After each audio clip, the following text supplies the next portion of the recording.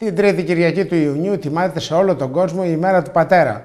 Μια ημέρα άγνωστη στην πλειοψηφία των περισσότερων, καθώς ο κέριος ρόλος συχνά παραγνωρίζεται, θύμα της καταλυτικής παρουσίας της μητέρας, αν και η συμβολή του στην οικογένεια αλλά και στην ψυχοκοινωνική ανάπτυξη του παιδιού είναι εξίσου σημαντική.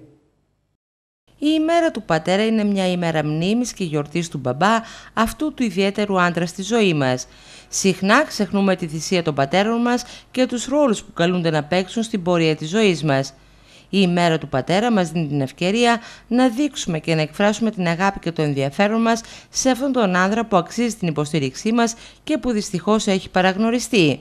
Πραγματικά ο ρόλος του πατέρα παγκόσμια αλλά ιδίως στην Ελλάδα έχει παραγνωριστεί και αγνοηθεί, δεν του έχουν δώσει την σωστή διάσταση και για τον ρόλο του, τη σημασία του αλλά και τα πρότυπα που δίνει στα παιδιά του. Διότι είναι γνωστό από όλους τους παιδοψυχιάτρους και από τις επιστημονικές έρευνες ότι τα παιδιά έχουν σαν πρότυπο τους δύο γονείς. Εάν τους αφαιρεθεί το ένα πρότυπο, σίγουρα υπάρχει κάποιο πρόβλημα. Εμείς λοιπόν με την αφορμή της ίδρυσης του Συλλόγου ΣΥΓΑΠΑ, Συλλόγου για την Ανδρική και Πατρική Αξιοπρέπεια, πανελλήνια αναδείξαμε και αυτόν τον παράγοντα που είναι ο σημαντικότερος, δηλαδή η αξία του πατέρα, η σημασία του πατέρα, η παρουσία, η καθημερινή παρουσία του πατέρα, ακόμα και τηλεφωνική και στα ζευγάρια τα οποία χωρίζουν. Γιατί αυτή ήταν η αφορμή της ίδρυσης, αλλά τελικά ως μέλη έχουμε όλη την κοινωνία, τελικά άνδρες και γυναίκες, οι οποίοι αντιλήφθηκαν ότι υπάρχει ένα κοινωνικό πρόβλημα.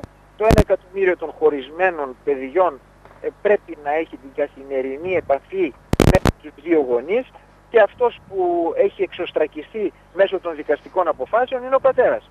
Συνηθίζουμε να λέμε ότι υπάρχει το μητρικό φίλτρο. Υπάρχει όμως και το πατρικό φίλτρο, το οποίο κανένας δεν αναδεικνύει. Θεωρείτε ότι είναι μια κουλτούρα των Ελλήνων γονέων, ειδικά πατεράδων, η οποία τώρα αρχίζει να αλλάζει και έχουν τελείως διαφορετική σχέση με τα παιδιά. Έτσι είναι.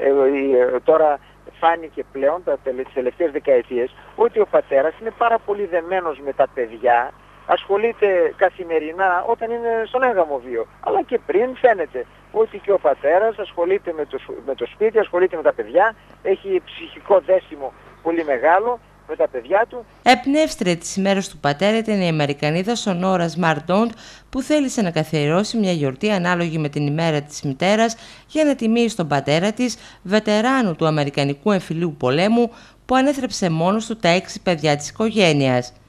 Η γιορτή του πατέρα είναι μια ευκαιρία να δείξουμε ότι το συγκεκριμένο πρόσωπο που μας καθοδηγεί και μας προστατεύει κατέχει ξεχωριστή θέση στη σκέψη και στην καρδιά μας και μας επηρεάσει σε όλη μας τη ζωή. Μην παραλείψετε να κάνετε αυτή την ξεχωριστή ημέρα ακόμα πιο ιδιαίτερη.